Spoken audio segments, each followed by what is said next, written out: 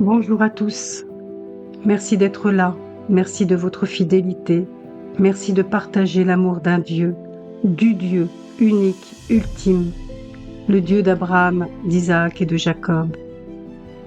Un amour imprégné d'une justice parfaite, juste, qu'un seul porte à notre place, Jésus-Christ. Cette vidéo sera et est particulière.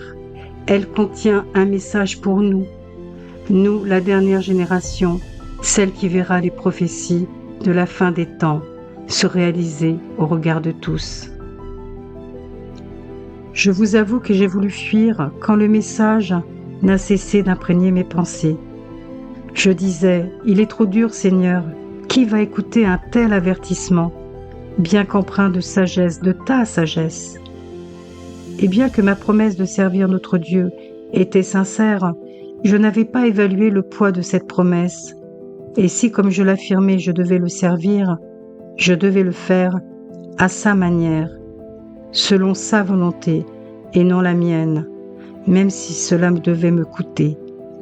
Nos paroles et nos prières ont du poids et ne sont jamais vaines. Le combat fut rude et je me suis retrouvée à terre. Fuir la volonté de Dieu quand on demande de faire cette volonté est pure folie. Je me suis donc retrouvée face à un dilemme, un déchirement, et là, mon existence a volé en éclats. Je ne suis pas Job, mais ma peau est devenue hideuse et douloureuse durant près de 2 semaines, ce qui a eu des conséquences. J'allais perdre tout en quelques jours, me laissant abasourdie. J'ai donc cessé de lutter. La douleur et le vide au fond de moi ont disparu. Sa miséricorde est infinie, sa patience aussi envers ses enfants. J'ai donc compris. Et aujourd'hui, je vous livre ce message si particulier, si lourd mais nécessaire pour un temps proche. L'image de la bête est là depuis longtemps d'une certaine manière. Depuis la création de la télévision, du cinéma et à présent la toile, Internet, l'image est devenue omniprésente, projetant les pensées ténébreuses de l'adversaire.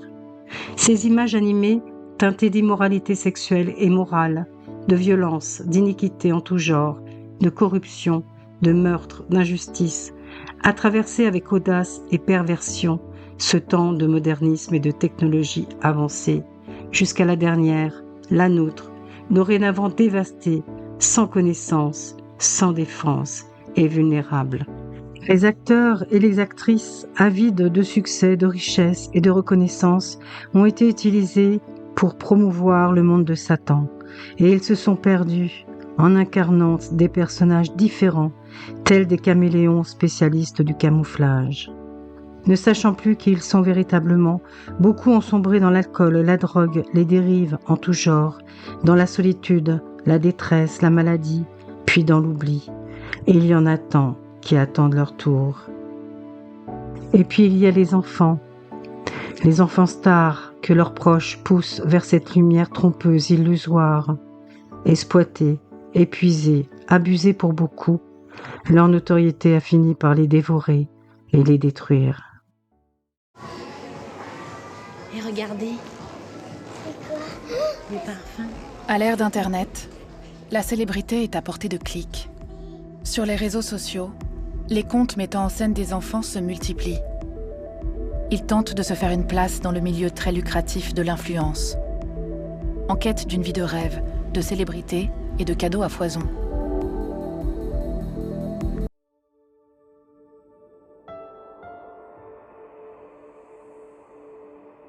Et il y a des temps dans l'histoire de notre humanité où le monde semble trembler d'un seul coup.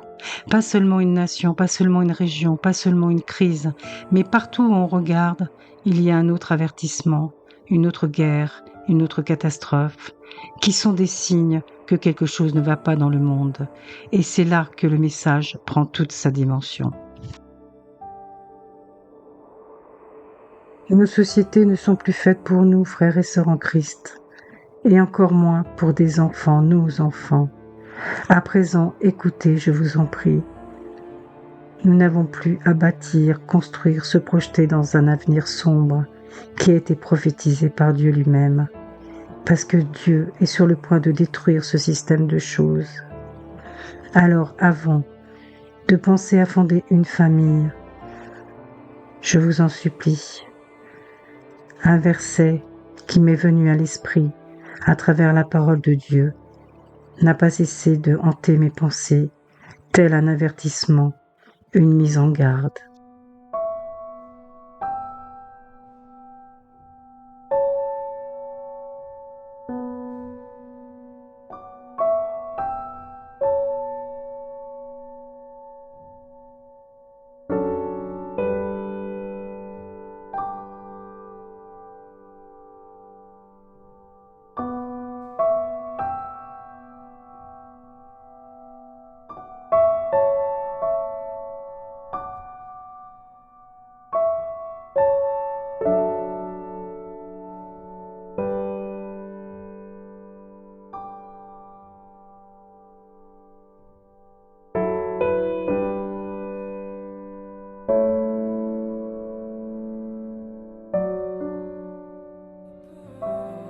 Tu es ma paix, ma douce chose, quand tout vacille, tu tiens mon cœur, tu es mon rocher, mon sauveur.